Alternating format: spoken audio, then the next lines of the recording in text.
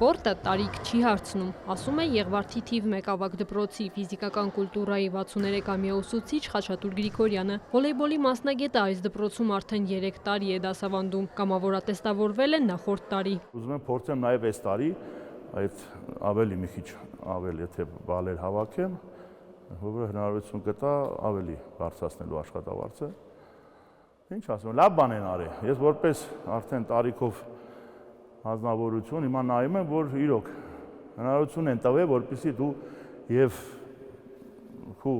եղածը թարմացնես։ Հայաստանում առաջին անգամ իրականացվել է մարզերի եւ Երևանի մարզական վարկանիշավորում։ 2024 թվականի ամփոփման արդյունքներով առաջին տեղը զբաղեցրել է Կոտայքի մարզը։ Վարկանիշավորման ժամանակ որպես չափորոշիչ ներառված չեն եղել մարզերի մեծ սպորտի մասնակցության արդյունքները։ Գաղափարը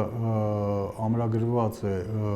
մեր ֆիզիկական կուլտուրայի եւ սպորտի 24-30 թվականի զարգացման ռազմավարության մեջ։ Առաջին անգամ սանդղակը մշակվել է։ Սանդղակը ներառում է հետևյալ բաղադրիչները՝ մարզական երկհակառուցվածքներ, մասնակցություն նախարարության կողմից անցկացվող մասսայական սպորտի միջոցառումներին, դպրոցահասակ երեխաների ներգրավվածությունը մարզադպրոցներում,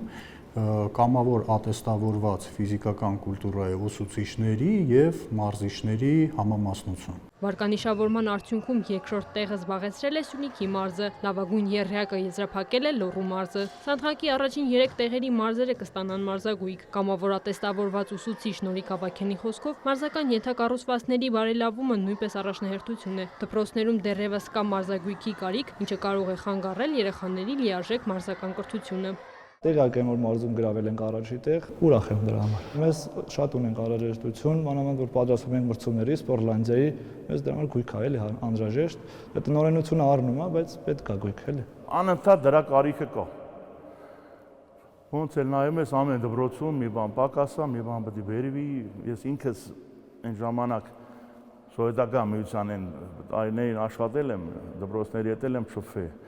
սպորտային մարզադպրոցների հետ եմ շփվել։ Եղել այն ժամանակվանից էլ կա։ Մարզագույքը տրամադրվելու է մարզպետարաններին, նրանք արդեն ըստ անհրաժեշտության կբաշխեն դրանք դպրոցներին։